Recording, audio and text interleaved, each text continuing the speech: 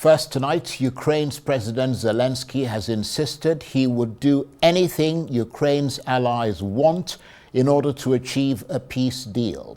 But he says he can't agree to cede Crimea to Russia, as this contravenes his country's constitution.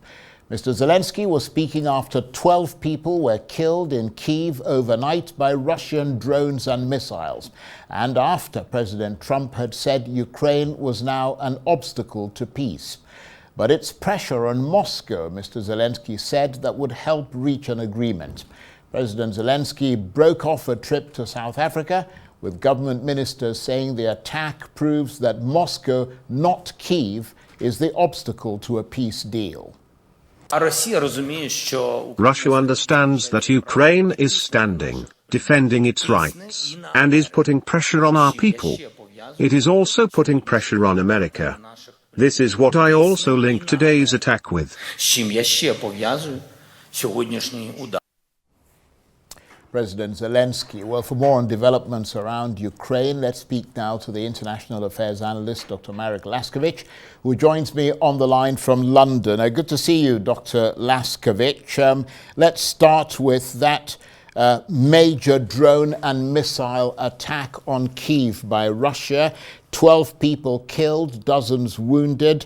Are you hearing anything about any possible military target in that area, or was this simply an indiscriminate attack on civilians?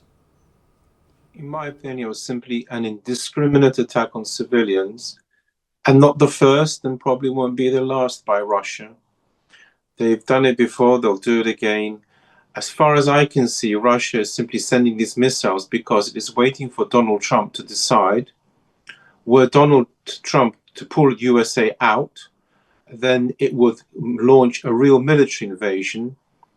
Of course, it may agree to, if Ukraine agrees to Donald Trump's plan, then none of that will be necessary because Russia will have won.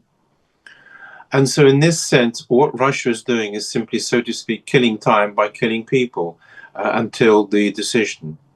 However, President Donald Trump is himself outraged by this and has asked President Vladimir Putin to stop these sort of attacks. But of course, this latest attack is coming just hours after President Trump piled more pressure on Ukraine to make territorial concessions. The pressure, I would imagine, is really piling on Zelensky, isn't it? Both militarily and diplomatically.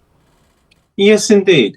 The point here is that President Zelensky is unwilling to change one single iota of what he's been saying for the past 3 years, namely that Russia must leave all occupied Ukrainian territory. And he has, I said, sometimes still hinted that he wants to see war crime trials for Russia and reparations. As a result, there is no movement possible and no movement will occur.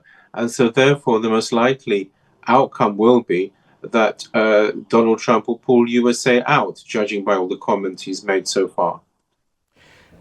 So, I mean, are people in Ukraine baffled that the US keeps criticizing them for apparently blocking peace negotiations, whilst Russia keeps attacking them in this way? Baffled? Well, I'm not sure the word is baffled. At the end of the day, Ukraine knows perfectly well what the choices are before it, and it has sought, in effect, to put forward its plan, which is basically a return to 2014, which Donald Trump views as unrealistic. And therefore, as a result, the war will carry on. Such civilian bombings most likely will occur again. And incidentally, civilian bombings have occurred in other parts of the world. What is the question here is how much more will carry on before some sort of peace treaty is signed. And at present, there's no peace treaty in sight. And of course, as far as handing over of Crimea to be officially recognized by the United States as Russian, I mean, that is basically a non-starter for President Zelensky. It is for Europe and, of course, for President Zelensky. It is indeed a non-starter. And therefore, as a result, there are no real peace negotiations possible.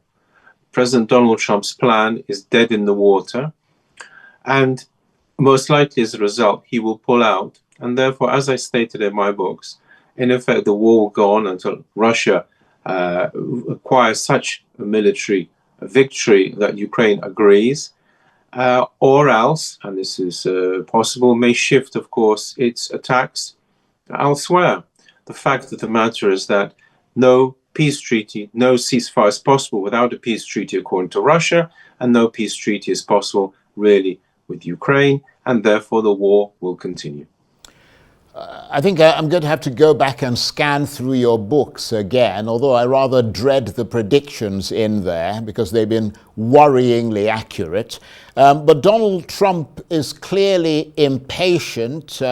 It's said he wants to get a peace deal done within his first 100 days in office, basically by this time next week. I mean, overall, your assessment, looking at all the pros, cons, the actions and reactions, how difficult is it to see where the compromises needed are going to come from?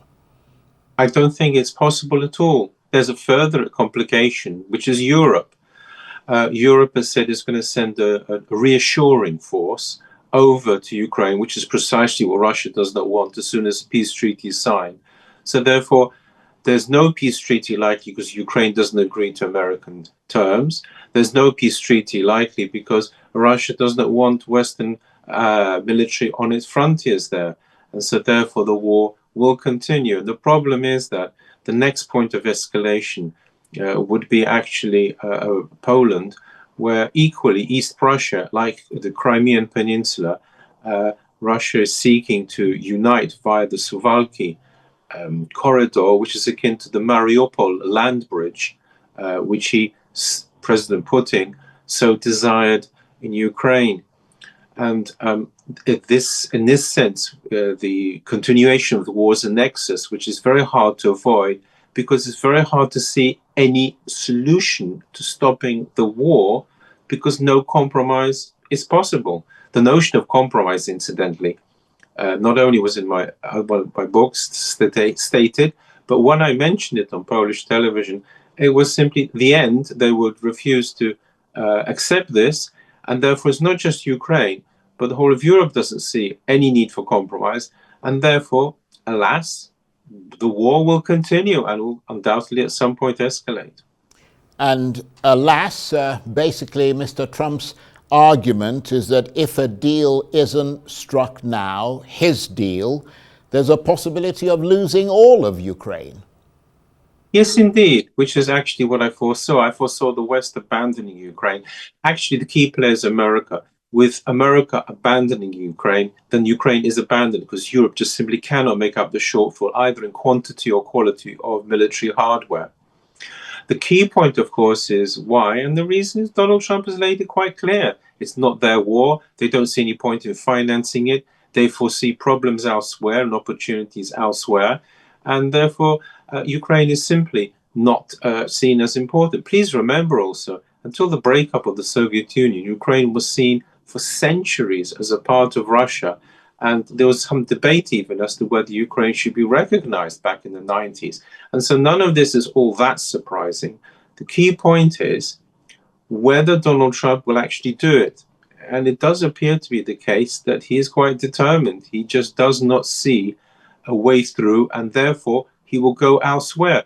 Actually, in so doing, he will indeed force the situation that either Ukraine eventually accepts a compromise, or there will be most likely more territorial losses facing it. Impossibly, as Donald Trump has said, even a conquest, though it remains to be seen how well the Russian military will do in the absence of American hardware, especially the Starlink, showing the positions of Russian military forces. And I mean, what compromises is Russia being asked to make, as far as you can see? In terms of Russia, how he's made compromises, I don't think he has actually forced Russia to make that many compromises, except for one, that Russia will not be able to take all the territory it lays claims to. So therefore, Russia laid claim to a bit more of Ukraine. And broadly speaking, Donald Trump has drawn a line in the sand and said no more. Well, to be honest, it's Ukraine that has, in this sense, made far more concessions, assuming Donald Trump's plan goes forward than Russia, far, far more. And this actually reflects President Donald Trump's attitude. The Ukraine has no cards to play, cannot force the situation, cannot go forward as it is, and therefore the important thing is, so to speak, to halt the Russian advance as opposed to forcing Russia to make any concessions, which actually it's hard to see on what basis he can indeed force Russia to make concessions, unless it is that when a peace is struck, there'll be good times for Russia ahead. But Russia can see those good times without the peace being struck along lines which it does not want. And so therefore, it won't go ahead. Dr. Laskiewicz, I want to thank you very much indeed. Dr. Marek Laskiewicz is the International Affairs Analyst. You're speaking to me there on the line from London.